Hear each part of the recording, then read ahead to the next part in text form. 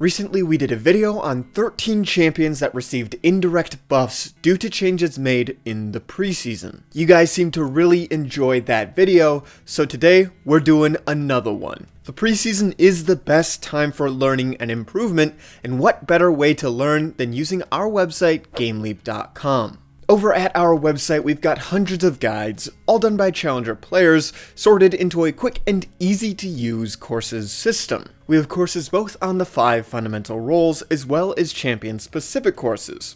So if that is something that interests you, then make sure to check us out using the link in the description below. Without further ado, here's 13 more champions that received indirect buffs in this preseason. I want to start off right away with a less popular pick, which is going to be Heimer. Heimerdinger is being played in 3 separate roles right now with multiple different rune pages. However, before the preseason patch, he was pretty much only being played mid lane and ADC. We have been seeing a bit of a return to top lane Heimerdinger, who is now taking Conqueror. His towers do stack it, and he's got quite a bit of sustained damage, so it does make sense why people are running it on Heimer. Heimer is also doing significantly better when you're taking him bot lane because all of the all-in champions that he had a hard time dealing with kind of suck right now. If you haven't tried out Heimerdinger, I highly recommend him because he's very easy to pick up, and you might be surprised as to how fun he is to play. Next up, we have another summons-based champion,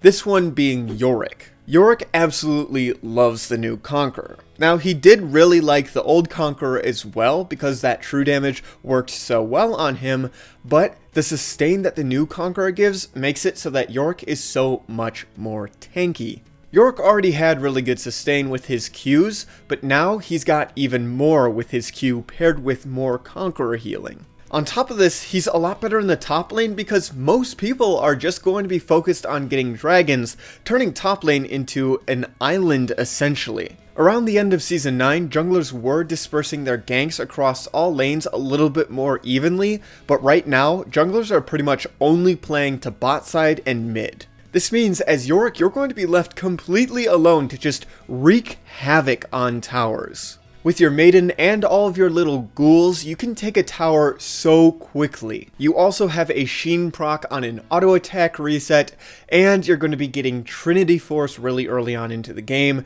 making you one of the best split pushers in the game. There are very few things that can take towers as quickly as Yorick, and Yorick is going to be left alone for the most part during this patch. Now, I did briefly mention junglers and how they're always going to want to do dragon, and one of the junglers that is best at doing this is going to be Nunu. Nunu also had his early game significantly buffed. Since his early game clear is mostly single target, he can just do blue plus wolves plus Gromp, or blue, Gromp, and red. It doesn't really matter. Nunu has so many different pathing opportunities that just weren't really available to him before. He can pretty much do any clear. He has the added benefit of being able to end his clear around dragon, and then solo the dragon whenever it spawns. The new dragons are really weak on their first spawn, so they're very easy to solo. Now, this won't work against a jungler that is expecting it, so you do have to be careful about it, but you can catch a lot of people off guard.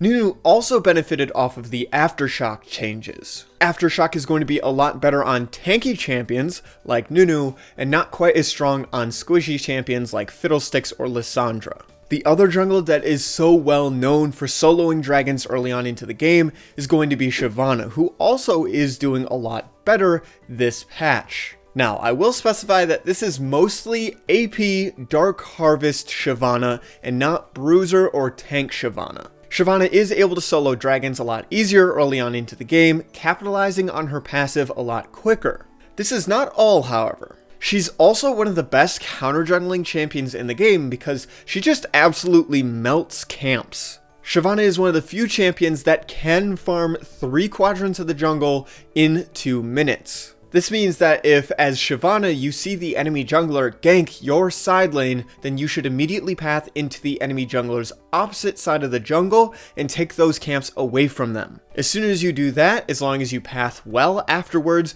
you can keep taking those camps away as soon as they respawn, and eventually you're going to get so big of a lead that nobody's going to be able to contest you at all. This works really well on AP Shyvana specifically because her E scales both off of rank and level really well. You want as many levels as possible, and then you just want to get your penetration and your Gnasher's Tooth. And once you get that, your E's are going to 100 to 0 people, especially with Dark Harvest. The amount of damage that AP Shyvana does from range is absolutely absurd, and it is so hard to miss your E. I'm not sure this was ever playtested.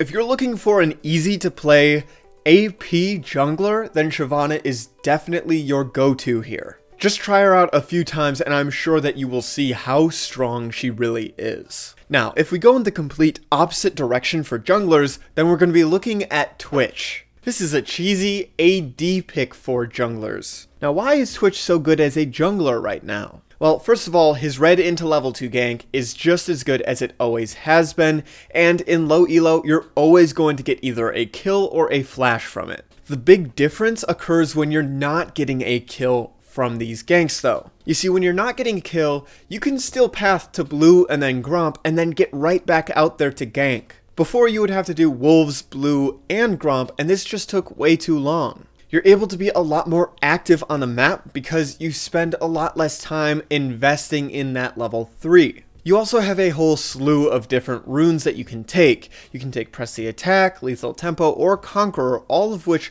are going to be good. Now let's move on to the mid lane where 2 mages are using Conqueror way better than the rest of them. These 2 mages are going to be Ryze and Cassiopeia. These champions are insanely strong at the moment for the exact same reason, and it's because of their insane abuse of current Conqueror. With how low their cooldowns are, they're able to pretty much instantly stack Conqueror, and they're able to keep it up for a very long time because, again, they don't really have cooldowns. They get a ton of AP from Conqueror, they get a ton of sustain, and they already do an insane amount of sustain damage. Oftentimes, if you misposition against these champions, especially in the laning phase, you're going to be taking a really heavy trade, and you're not really going to have an opportunity to trade back into that. If you haven't had an opportunity to play Cassiopeia or Ryze with Conqueror, then I highly recommend that you do so quickly, because this isn't something that's going to be kept in the game for very long, I don't think. Next up for the ADC slot, we've got Calista. Now, Calista is one of the hardest champions out there to play. She's very difficult to master or even play at an adequate level. For all of those Calista players out there though, I'm sure you've already tried Conqueror out on Calista and you're probably loving it. It's so good on Calista because with her auto attacks, her runans, and her Q, she's able to quickly stack it. That way, once she has it fully stacked and she rends, she heals for an insane amount. Good Calistas are also going to be keeping the rend up while using it to stack Conqueror in the lane phase. They'll auto a minion and then they'll auto a champion, use the rend reset on the minion to make sure that the rend doesn't go on cooldown, and that's just going to give them 2 stacks for completely free. If you have good minion management on Calista, you can suddenly see why Conqueror is so good on her. Since Rend has no cooldown if you're using it properly, that means free stacks whenever you want. Moving on to some supports, Soraka is going to be doing really well this patch for similar reasons as to why Janna was doing well. Again, these tanky all-in base supports are not going to be nearly as good because they don't have a good first item. This means that we're going to be seeing all-in picks like Leona and Nautilus a lot less, and we're going to be seeing more poke-heavy matchups, which Soraka thrives into. Now, if Soraka isn't quite your style, then you can use Bard instead and have very similar results. Bard is a lot harder to play, but he offers similar poke, similar sustain, but a lot more mobility and roaming. His damage also scales a lot better into the late game, and he has more CC. He's strong this patch for the exact same reason that Soraka is strong, but he also has an added benefit. You see, Bard scales off of his chimes in addition to his support item and normal items. Since you can't put gold into support items early on into the game, and you have to itemize something else, you're going to be feeling the impact that chimes have a little bit more. Bard is just going to have a teeny amount of extra power that other supports aren't going to have access to early on into the game. Again, this is going to be very minute, so you might not even notice it, but it is there. Back into the top lane, I want to cover a champion that I think most people are going to completely gloss over. This one is going to be Camille. You see, Camille's going to be stronger this patch for different reasons. Yeah, she does like Conquer just like all the other champions. With the removal of true damage, it is a little bit better on her, but that's not the main reason why Camille is better this patch. You see, Camille was always being kept down by the fact that she couldn't itemize Spear of Shojin. Her late game was never as good as it could be because she was constantly playing against picks like Jax, Renekton, Riven, Fiora, who would all build Spear and just annihilate her later on into the game. With the removal of Spear, these champions no longer are going to be able to easily dominate her in the late game. On top of that, quite the tank meta is emerging in the top lane, and Camille does so well into tanks. The only melee that does a better job at killing tanks than Camille is Fiora. Since most people that want to play a tank are probably going to ban Fiora, Camille's going to be your best bet. Her laning phase is going to be a little bit stronger than Fiora's. She's not going to kill tanks quite as well, like I said before, but she's also going to be able to pick champions so much better, making her a lot stronger in team fights. I think most people are going to be sleeping on Camille, but I think she's one of the best top laners in the game at the moment. I for sure will be playing a lot of Camille regardless this upcoming season, simply because she's in such a good spot.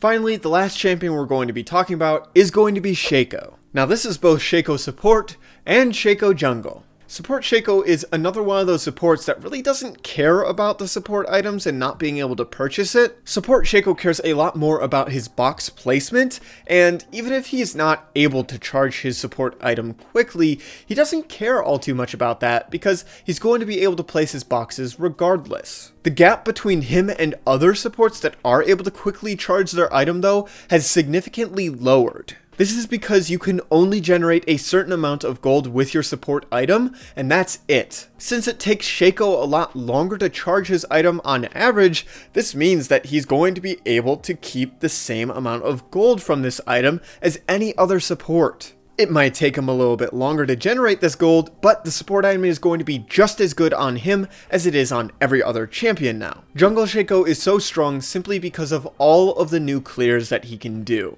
He can put boxes on his blue while he does his red, and have somebody leash his red and his blue, doing both buffs at the same time. He can start one buff and clear normally, getting 3 a lot faster than most other champions. He can do a 3-camp clear with red, blue, and Gromp, and then invade the enemy's second buff, stealing that away, or looking for a kill with his Ignite. Since he has so many options, he's going to be so strong this patch. On top of this, Shaco is one of the best champions for invades, and invades are pretty strong at the moment. Since he is able to take Ignite, and he's able to set up a box before the enemy jungler gets to their second buff, oftentimes he's able to walk away with a kill for free. This puts him in a very snowbally position where he can completely take control of a game if he plays the first few minutes right. Now that's just about all that I have for you for today's video on 13 more champions that are going to be a lot stronger this patch. If you haven't already, then make sure to check out our website, GameLeap.com. Over at our website, we've got hundreds of guides, all done by challenger players, sorted into a quick and easy to use courses system.